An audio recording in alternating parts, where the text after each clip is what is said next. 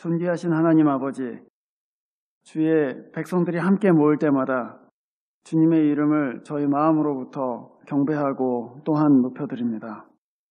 우리의 어두운 마음 가운데에 진리의 빛을 비추어 주시는 하나님께 감사드립니다. 또 우리의 냉랭한 마음 가운데에 성령의 불을 붙여주시는 그 은총에 감사드립니다. 하나님의 말씀을 함께 듣고 또한 새기는 귀한 시간입니다. 사람을 통해서 하나님께서 말씀하시지만 말하는 자나 듣는 자나 함께 하나님의 살아계신 말씀에 참여할 수 있도록 인도하여 주시옵소서.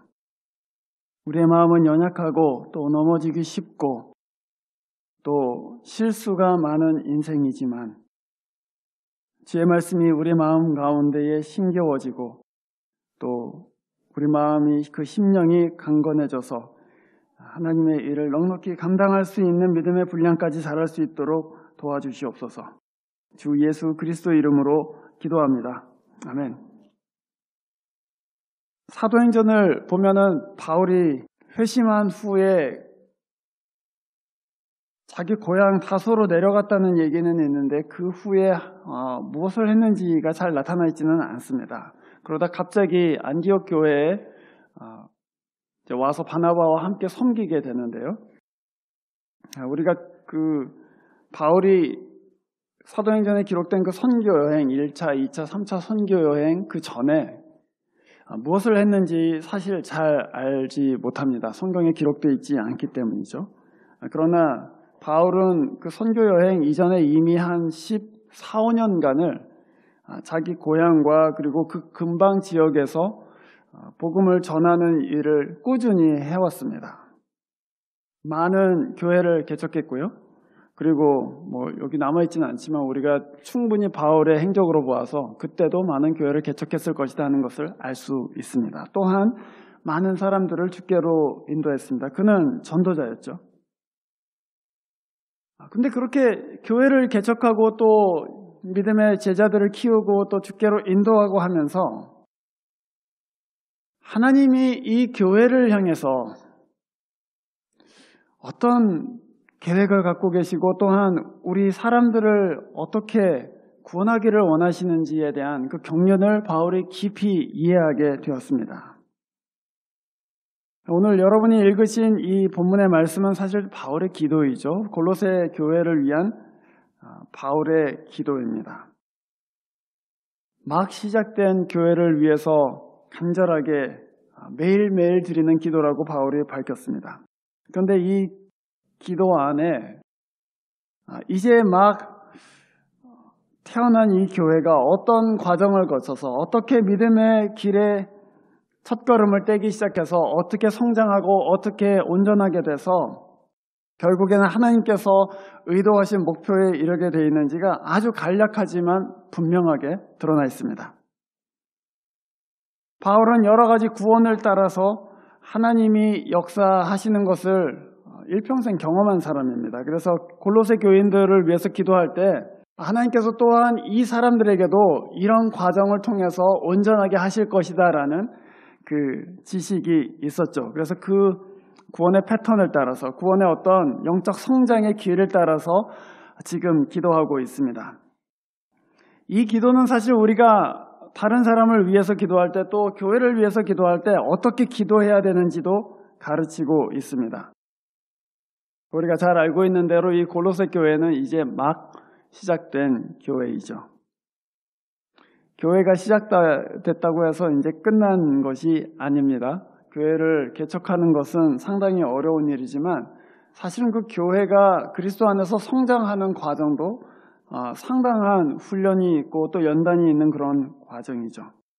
사실은 지금부터가 진짜 이 골로새 교회를 위해서 기도해야 될 때라는 것을 바울은 알고 있었습니다.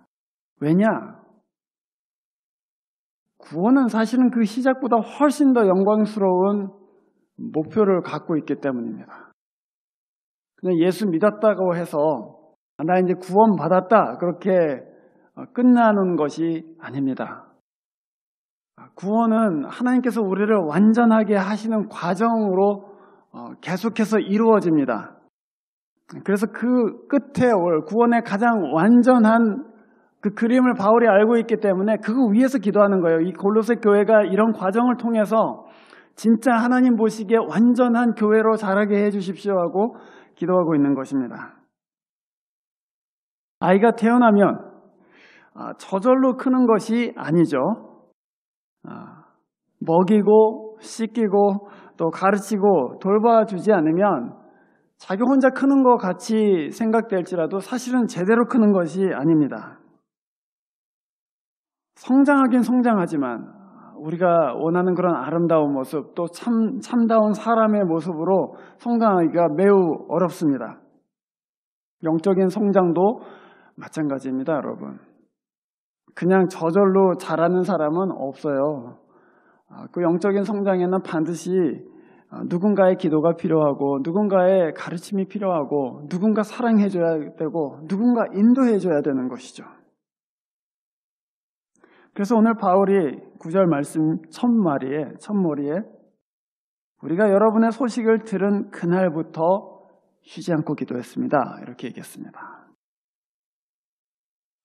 여러분은 누구를 위해서 기도하십니까? 우리는 우리 자신을 위해서 또는 우리 자녀들을 위해서 우리 가족들을 위해서는 기도 많이 하죠. 그러나 여러분은 가족들 말고 누구를 마음에 품고 기도하십니까? 예수님께서는 베드로가 십자가 지기 전에 너의 믿음이 떨어지지 않도록 내가 기도했다 이렇게 말씀하셨습니다. 또 바울도 이 골로새 교회가 이제 섰다는 얘기를 듣고 쉬지 않고 당신들을 위해서 기도합니다라고 얘기했어요. 주님과 사도의 본을 따라서 우리 자신이나 또 우리 가족들이 아닌 그 누군가를 위해서, 누군가의 믿음을 위해서, 누군가의 회심을 위해서, 또 누군가 시험 당할 때 이 시험을 잘 극복할 수 있게 해 주십시오라고 기도하는 것이 우리의 부르심입니다.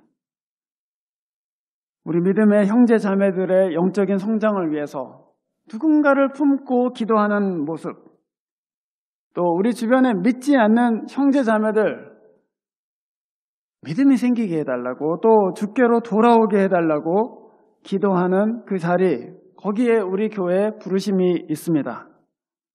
믿지 않는 사람 보는데도 불구하고 마음속에 아무런 안타까움 생기지 않는다. 그러면은 그거 참 큰 문제입니다. 왜 예수 안 믿을까? 예수 믿었으면 좋겠다. 그래서 하나님 앞에 그 이름을 부르는 것이 사실은 당연한 일이에요. 자기 자녀들을 위해서 기도할 때에도 이 아이의 여러 가지 것을 위해서 기도할 수 있지만 이 아이가 진짜 예수를 믿는 아이로 클 수 있겠는가? 이 아이가 고등학교를 졸업하고 대학을 가도 믿음에 온전히 붙어 있을 수 있겠는가? 생각해 보면 겁나는 일입니다. 그래서 부모들도 자기 자녀들을 위해서 기도할 때도 그 영적인 성장을 위해서, 그 믿음을 위해서 진지하게 기도할 수밖에 없는 것이죠. 하물며 자기 가족이 아닌 사람이야 오죽하겠습니까? 오늘 여러분이 저와 함께 이 바울의 기도를 보면서 그렇게 기도해야 되겠구나 하는 것들을 함께 살펴보면 좋을 것 같습니다. 영적인 성장의 길을 바울이 보여주고 있다고 그렇게 말씀드렸습니다. 그 첫 번째 걸음, 영적 성장의 첫 걸음은 하나님의 뜻을 아는 것입니다. 그래서 9절 말씀에 쉬지 않고 기도합니다. 그러고서는 처음으로 구한 것이 여러분 하나님의 뜻을 아는 지식을 하나님께서 여러분 안에 채워주시기를 바랍니다. 그렇게 기도했습니다. 하나님의 뜻을 알게 해 주십시오라고 기도했어요. 나의 뜻, 나의 계획, 나의 소원을 추구하는 것이 보통 사람들의 모습이죠. 그런데 영적인 성장이 시작되는 자리는 내 뜻, 내 계획하다가 하나님의 뜻, 하나님의 계획을 생각하기 시작하는 거예요. 우리는 보통 하나님의 뜻 하면서 내가 계획한 일이 결국 어떻게 될지 하나님의 뜻은 무엇인지 이렇게 질문하죠. 무슨 학교에 지원하고 또 무슨 직장에 어플라이하고 또 무슨 시험을 보고 하는데 이게 어느 쪽으로 가는 것이 하나님의 뜻입니까? 이렇게 묻잖아요. 그러니까 자기가 다 해놓고 맨 마지막 과정을 어느 게 하나님의 뜻입니까? 이렇게 얘기하는데 물론 그것도 하나님의 뜻이죠. 그러나 진짜 하나님의 뜻은 무엇입니까? 내 뜻이 아니에요. 내 계획이 아닙니다. 하나님의 뜻은 우리와 이 세상을 구원하시기 위해서 하나님이 계획하고 의도하신 그것을 얘기하죠. 무슨 직장이 어디에 들어가냐, 학교에 어디에 들어가냐, 이 비즈니스가 어떻게 될 거냐, 그거 작은 의미에서 하나님의 뜻이라고 할 수 있지만 우리 결정을 어떻게 해야 되냐, 그렇기 때문에 하나님의 뜻을 구할 수는 있지만 오늘 이 바울이 얘기하는 하나님의 뜻은 그런 것이 아닙니다. 이 바울이 얘기하는 하나님의 뜻은 우리의 구원을 위해서 하나님이 의도하고 계신 것이 무엇인가 하는 그 뜻을 얘기합니다. 그 관점에서 자기의 삶과 이 세상을 보기 시작해요. 하나님의 뜻이 이루어지고 있는가? 하나님의 뜻이 계속해서 펼쳐지고 있는가? 보기 시작합니다. 바울은 또한 여기에서 모든 신령한 지혜와 총명으로 그 뜻이 주어지기를 바란다. 그렇게 기도했습니다. 이 뜻은 우리가 그냥 단순히 사람의 지혜, 사람의 어떤 이해력으로 알게 되는 것이 아니라는 말이죠. 그것은 성령을 통해서 신령한 지혜를 주시는 성령을 통해서 우리에게 깨달아진다. 그런 말입니다. 성경에서 지혜할 때 그 지혜의 근본은 항상 하나님을 경외하는 것입니다. 성령께서 신자의 마음에 하나님 경외하는 마음을 주세요. 하나님을 두려워하는 마음, 또 하나님을 깊이 사랑하는 마음을 신자 안에 성령께서 주십니다. 그런데 그 마음이 들어오면요, 그 마음을 통해서 자기의 상황을 보기 시작해요. 자기 소원에만 붙들려 있던 사람은 이게 왜 안 될까 그러고서는 좌절하기도 하고 분노를 터뜨리기도 하는데, 하나님의 뜻을 알기 시작하면, 또 하나님을 경외하기 시작하면 그 상황을 단순히 이거 화낼 상황 또는 이걸 좌절할 상황이 아니라는 것을 금방 알게 돼요. 하나님이 이 상황을 왜 주시는가 하고 묻게 돼요. 하나님이 왜 나를 여기서 멈추게 하시는가? 하나님이 왜 이 길을 내게서 막아놓으시는가 하고 묻는다고요. 그러면서 주님을 경외하는 마음으로 주님 그럼 제가 어떻게 하기를 원하십니까? 하고 주께 묻게 되는 것이죠. 이 지혜가 없을 때는 당장 눈에 좋은 것을 쫓아가는 것이 사람의 본성입니다마는 성령께서 우리 마음 가운데 주를 경외하는 마음을 주시고 두려워하는 마음 주시면 우리에게 진짜 유익한 것, 우리에게 진짜 하나님께서 원하시는 것이 무엇인가를 분별해내기 시작합니다. 그래서 이거 하지 말아야 되겠다, 또 이거 해야 되겠다 하고서는 쫓아가게 되는 것이죠. 그것 때문에 어떤 때에는 분별 자체가 필요 없어질 때가 있습니다. 하나님을 경외하기 때문에 더 이상 스트로크를 하지도 않아요. 끊어야지 뭐. 바이오 케미스트리 공부하다가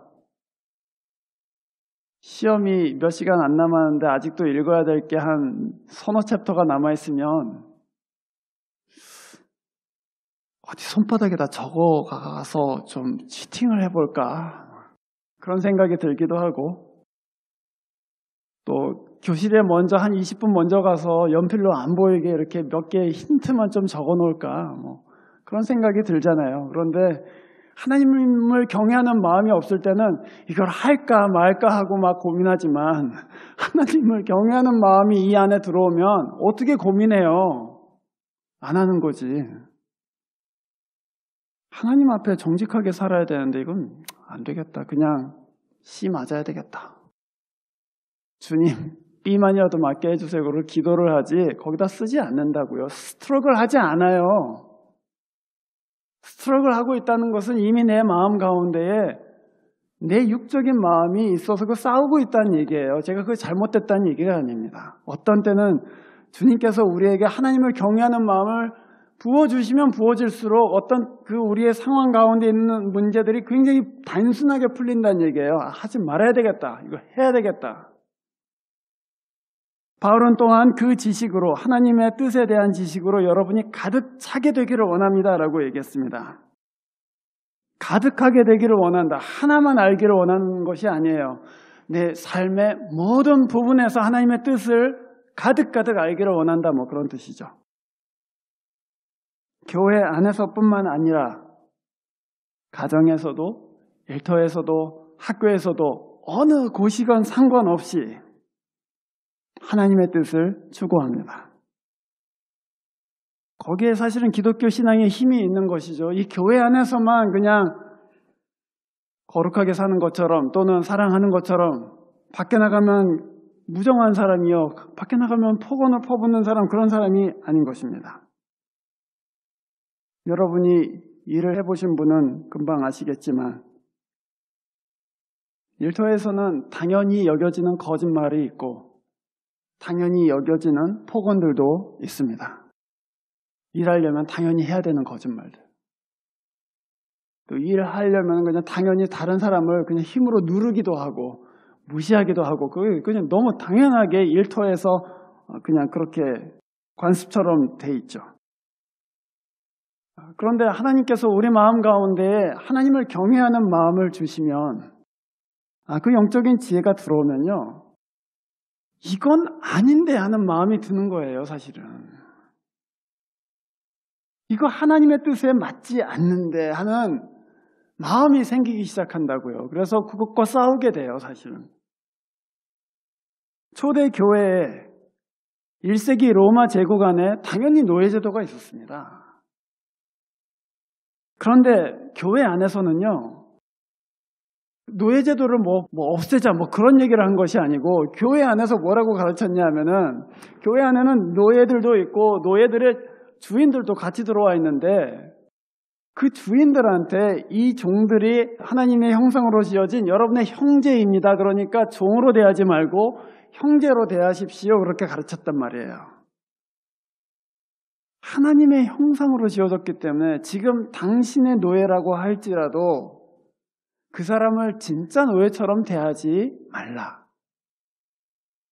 그 사람의 존엄을 지켜주어라. 그렇게 가르쳤습니다.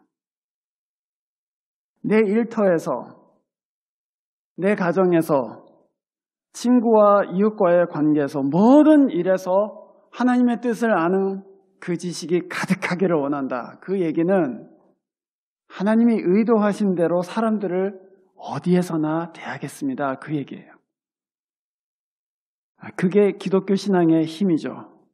이 세상의 관습에 항거하기 시작하는 거예요. 나는 그건 하나님의 뜻은 아니라고 생각한다. 그래서 다른 방식으로 사람들을 대하기 시작해요. 그게 바울이 영적인 성장의 첫걸음으로 얘기하는 하나님의 뜻을 아는 것입니다. 두 번째 10절 말씀에 두 번째 단계가 나옵니다. 여러분이 주님께 합당하게 살아감으로써. 두 번째 단계는 물론 하나님께 합당하게 살아가려는 마음입니다. 합당하게 하나님께 산다. 무슨 말입니까, 여러분? 하나님을 의식하면서 산다는 얘기입니다. 그냥 지식으로 하나님의 뜻을 알 뿐만 아니라 그 하나님께 나는 합당한가? 오늘 내가 말하는 방식이 하나님 앞에서 합당한가? 오늘 내가 일하는 방식이 하나님 앞에서 합당한가? 오늘 내가 돈 쓰는 방식이 하나님 앞에서 합당한가? 오늘 내가 저 사람을 이렇게 막 대하는데 그것이 하나님 앞에서 합당한가? 하나님을 의식하는 삶이죠. 또한 나를 성도로 부르신, 나를 하나님의 백성으로 부르신 그 하나님의 거룩하심에 합한가 하는 것을 생각하는 것입니다. 그럼 여러분, 어떻게 사는 것이 하나님께 합당한 것일까요? 신명기 6장 4절과 5절에 우리가 잘 아는 말씀 있습니다. 한번 같이 읽어보시죠. 이스라엘아 들으라. 우리 하나님 여호와는 오직 하나인 여호와시니 너는 마음을 다하고 성품을 다하고 힘을 다하여 내 하나님 여호와를 사랑하라. 하나님께 합당한 것은 내 마음을 다하고 내 성품을 다하고 내 힘을 다해서 그를 사랑하는 것입니다. 예수님께서 십자가에서 돌아가시기 전에 한 집에서 식사를 하고 있는데 그 동네의 유명한 죄인인 한 여자가 예수님 뒤로 와서는 옥합을 깨뜨리고 그 향유를 발에다가 붓고 자기 머리털로 그 발을 씻었습니다. 그러자 그것을 본 제자들과 옆에 있던 사람들이 아니 왜 이 비싼 향유를 허비하냐, 왜 낭비하냐 그러고서는 그 여자를 막 꾸짖었습니다. 여인의 마음에 있는 것은 무엇입니까? 나는 이 향유도 아깝지 않다. 그가 내 생명을 구원하셨는데, 그가 나를 회복시키셨는데 나는 모든 것을 다 쏟아부어도 아깝지 않다. 그래서 향유를 쏟아부은 것이죠. 그 예수는 내게 존귀하신 하나님이시기 때문에 내가 다 드려도 아깝지 않다. 그런 마음으로 쏟아부었어요. 여러분은 예수를 위해서 무엇을 허비하십니까? 아까워하지 않고 쏟아 부으시는 것이 무엇입니까?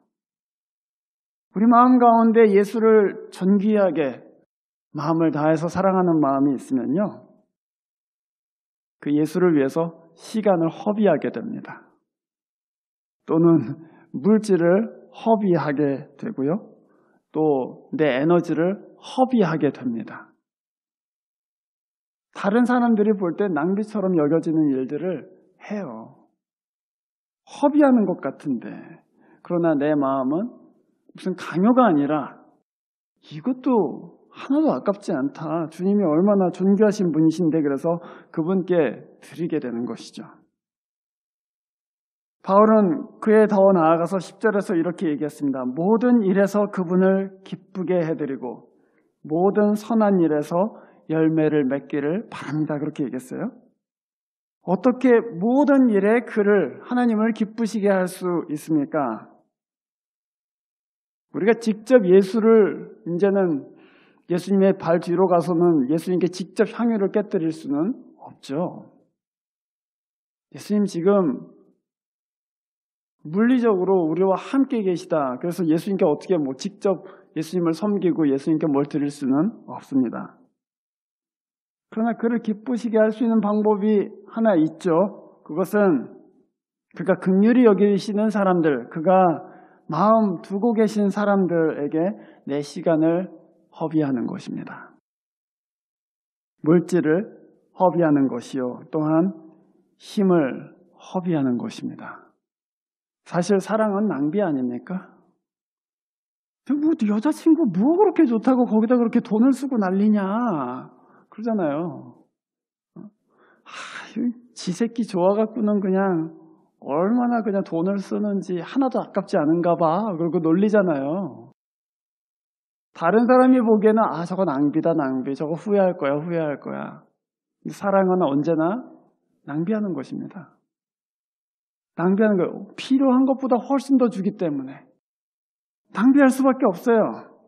그런데 그 거룩한 낭비가 어디서 시작됐냐 하면은 예수께서 우리에게 그 생명을 허비하셨을 때 시작된 거예요. 우리가 그 사랑의 낭비를 받은 사람들인 것이죠. 아니 저 아무것도 아닌 사람들을 위해서 못하러 십자가에 죽어. 하나님의 사랑을 이해하지도 못하는 사람들, 은혜를 줘봐야 감사한 줄도 모르는 사람을 위해서 왜 죽습니까? 하고 사람들이 얘기할 수 있죠. 그러나 주님께서는 그 낭비처럼 보이는 십자가를 묵묵히 기꺼운 마음으로 그냥 우리에게 주셨습니다. 그것이 그분의 사랑이기 때문이죠. 하나님의 뜻에 따라서 순종할 때 거기에는 언제나 기쁨이 있어요. 하나님의 뜻을 따라서 사랑할 때에, 하나님의 뜻을 따라서 자기 자신을 드릴 때는요, 그 억지로 하는 게 아니에요. 사실은 거기에는 진짜 하나님의 뜻에 순종하는 기쁨이 분명히 있습니다. 그 기쁨이 더욱 하나님께 우리를 나아가게 만들죠. 예수님께서 사마리아를 통해서 여행하실 때 사마리아 여인 한 사람을 야곱의 우물가에서 만나신 적이 있습니다. 이 여인은 여러분이 잘 아시다시피 동네에는 아주 유명한 죄인이었죠. 남편이 5이 예전에 있었고 지금 있는 남편도 자기 남편이 아니라고 할 정도로 동네에서는 그냥 손가락질 받는 아주 하류 인생이었습니다. 게다가 사마리아인이에요. 유대인은 상종하지도 않는 사마리아인입니다. 여자예요. 그런데 그 여자를 예수님께서 그 우물가에서 만나서 결국에는 자기가 하나님인 것을 드러내십니다. 그리고 여자가 너무 기뻐갖고는 메시아가 나와 같은 여자를 돌아보시다니, 그러고서는 다 회복돼서는 자기 마을로 돌아가서 이 사람 보라고 메시아를 만났다고 그러고서는 막 동네방네 소문을 내고 다녔습니다. 회복된 거죠. 그 이후에 제자들이 와서 점심을 사왔어요. 그러고서는 예수님 보고 예수님 떡 드세요, 밥 드세요 그랬더니 난 니네들이 알지 못하는 양식이 있다 이제 그러셨어요. 그랬더니 무슨 양식이 있어요? 그러고 물어봤단 말이죠. 두 번째 말씀 보시면 한번 읽어볼까요? 같이 읽어보겠습니다. 예수께서 그들에게 말씀하셨다. 나의 양식은 나를 보내신 분의 뜻을 행하고 그분의 뜻을 이루는 것이다. 무슨 말씀이죠? 내가 하나님의 뜻을 순종하여서 이 여인을 회복시키면 나는 안 먹어도 배부르다 그런 얘기예요. 하나님의 뜻에 순종하면 여러분 세상이 알 수 없는 기쁨이 거기에 있습니다. 바울은 여러분이 주님께 합당히 살게 해달라고 그렇게 하나님 앞에 기도했습니다. 합당하게 사는 것, 하나님이 긍휼히 여기시는 사람들, 하나님께서 거룩한 백성으로 부르신 형제와 자매들에게 거룩한 사랑의 낭비를 하는 것 이외에 무엇이 있겠습니까, 여러분? 거기에 열매가 있고 거기에 진짜 우리 영적 생활에 기쁨이 있는 것이죠. 세 번째로 10절 마지막에 보시면은 그 결과 하나님을 점점 더 알고 그렇게 얘기했습니다. 하나님을 아는 게 세 번째 단계예요. 처음에는 하나님의 뜻을 알았죠. 배우기도 했고 성령을 통해서 깨닫기도 했습니다. 두 번째로는 그럼 내가 그 하나님께 합당하게 살아야 되겠다 하고서는 내 삶의 모든 부분에서 하나님의 뜻을 행하려고 순종하기 시작해요.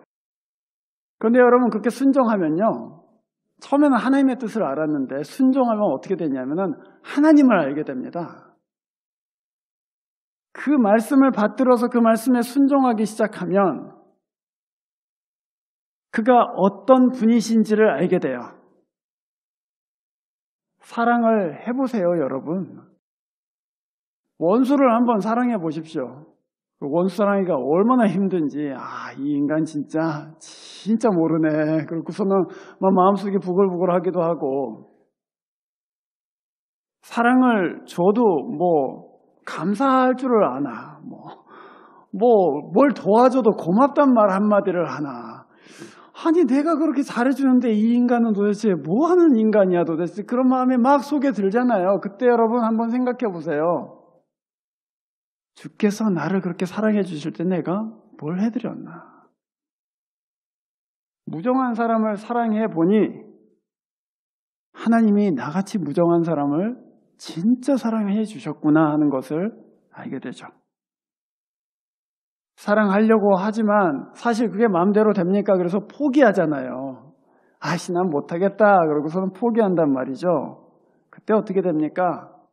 그런데 주 예수께서는 포기하지 않고 나를 사랑해 주셨구나.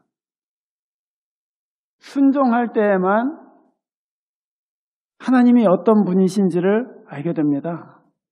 그가 어떤 사랑을 갖고 계셨는지, 그가 어떤 오래 참음으로 나를 인도하고 계시는지를 순종할 때에만 알 수 있어요. 나는 이렇게 쉽게 포기하는데, 내 사랑은 이렇게 쉽게 그냥 시들어 없어지는데 하나님은 어떻게 자기 아들을 십자가에 보내셨는가? 성경의 말씀 아무리 분석해봐도 하나님을 그 안에서 진짜 알게 되지는 않습니다. 다만 우리가 하나님의 말씀에 순종해서 그의 뜻대로 행하기 시작할 때 그때 하나님이 누구신지 그가 어떤 일을 하시는지 비로소 명확하게 알 수 있게 되는 것이죠. 처음에는 하나님의 뜻을 아는 것으로 시작합니다. 그리고 조금 지나면 하나님께 합당하게 행해야 되겠다 그러고서는 순종하기 시작하고 세 번째는 그 하나님이 누구신지를 알게 됩니다. 그 하나님을 알게 되면 그때 우리 마음속에서 진짜 찬송을 부를 수 있게 돼요. 아, 하나님이 진짜 사랑이 많으신 분이시구나. 하나님이 진짜 나같이 부족한 것을 위해서 긍휼을 베풀어 주셨구나 하는 것을 깨닫고서는 하나님께 내 마음 중심으로부터 감사할 수 있게 되죠. 그게 이제 세 번째 단계입니다. 그러고 나서 11절에 보면은 바울이 이제 네 번째 마지막 단계를 얘기했습니다. 하나님의 영광의 권능에서 오는 모든 능력으로 강하게 되기를 바랍니다. 또한 기쁨으로 끝까지 참고 견디게 해 주십시오. 그렇게 기도했습니다.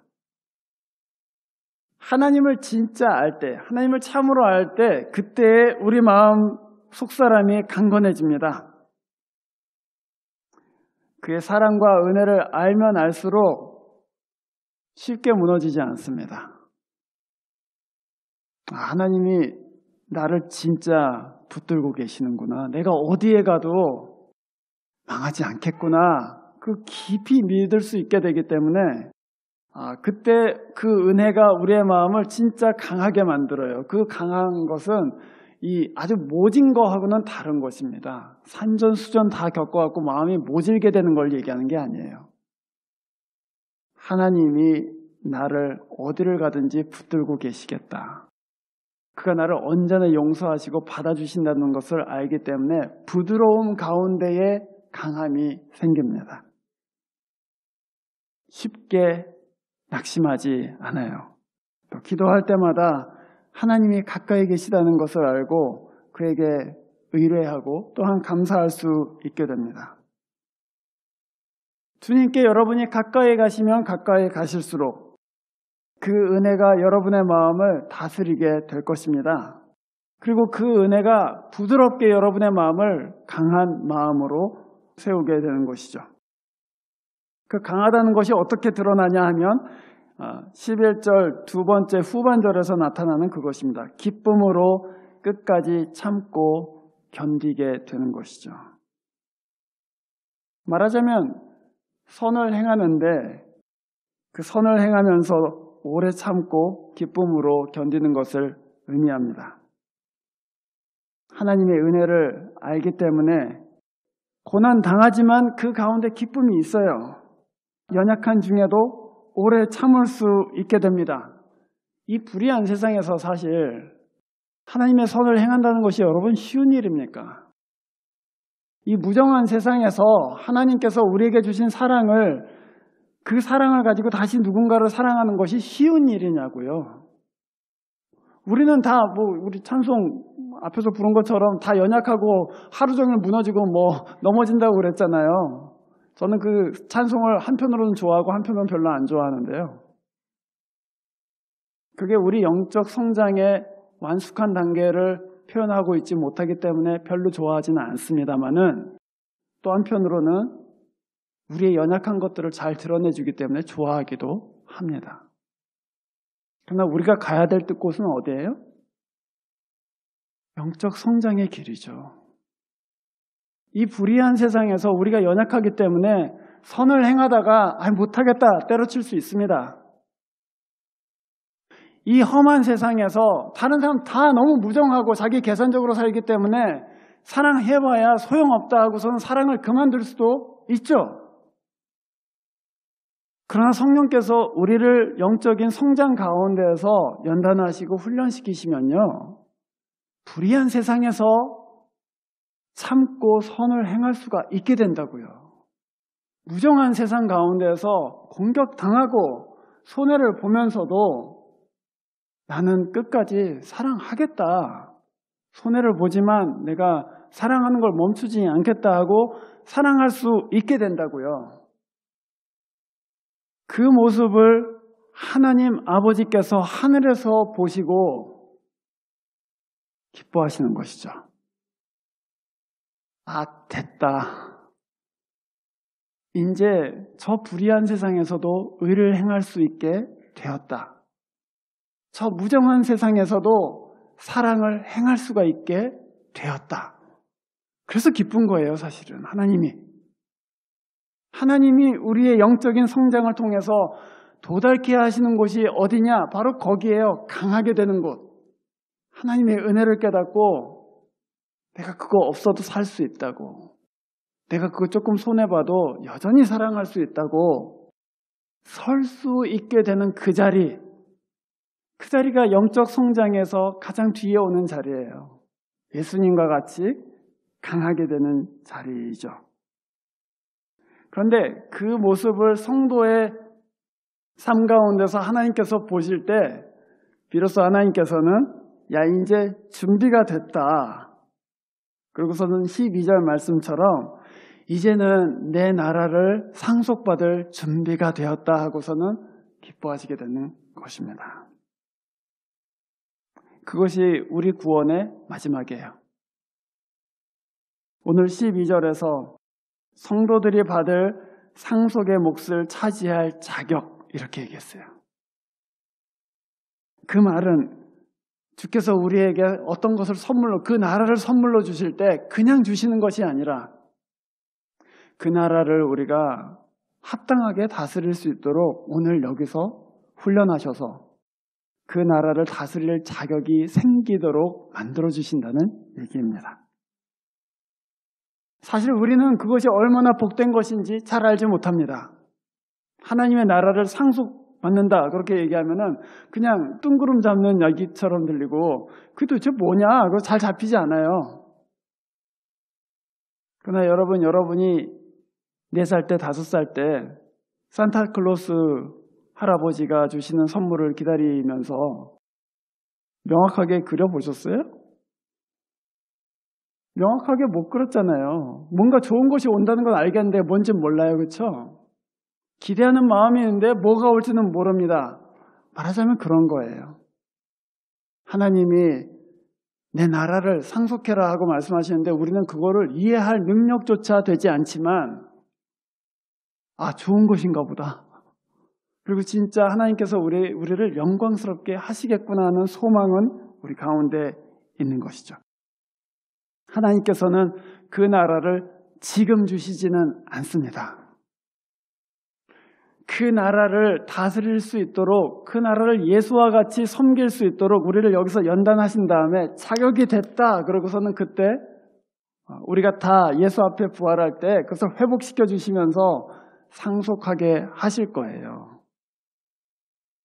그때까지 우리는 이곳에서 하나님의 뜻이 무엇인지를 배우기도 하고 또 그 하나님께 합당히 살고자 우리 육신에 정욕하고 싸우기도 하고 그러면서 하나님의 은혜를 깨닫고 하나님이 누구신지를 알게 되고 한 걸음 한 걸음 이 불의한 세상에서 선을 행할 수 있겠다 하는 성령의 은총 가운데 굳건하게 강건하게 지어져 갑니다.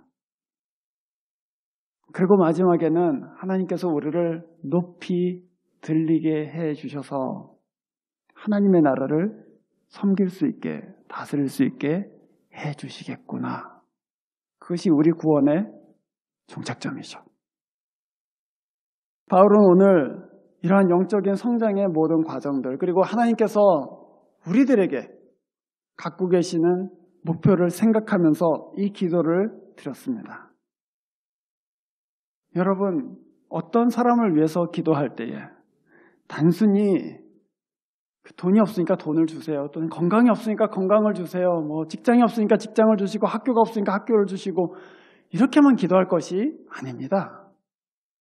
오늘 이 바울의 기도를 따라서 그가 어디에 서 있는지, 그가 지금 하나님을 아는데 부족한지, 그가 지금 선을 행하는데 약한지 그걸 보시고 주님 강건하게 서게 해 주십시오. 또 주님의 뜻을 아는데 자라갈 수 있게 해 주십시오. 그렇게 주님의 의도와 계획대로 그 사람을 위해서 기도해야 될 것입니다. 그 길 위에 우리가 다 서 있죠. 그리고 오늘 이 바울의 기도처럼 우리는 누군가의 기도를 통해서 그렇게 영적으로 성장해가고 있는 것입니다.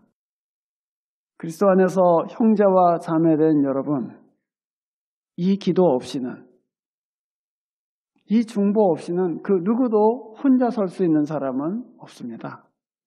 여러분은 이 교회를 위해서 기도해 주시기를 부탁드립니다.